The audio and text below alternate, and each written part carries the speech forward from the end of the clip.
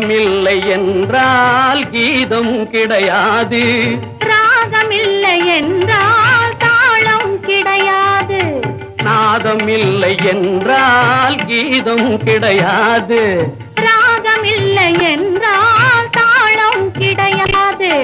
காதல் இல்லை என்றால் உலகம் கிடையாது. காதல் இல்லை என்றால் உலகம் கிடையாது. கண்கள் இல்லை என்றால் காட்சியும் கிடையாது. கண்கள் இல்லை என்றால் காட்சியும் கிடையாது. மூங்கில் மர காட்டினிலே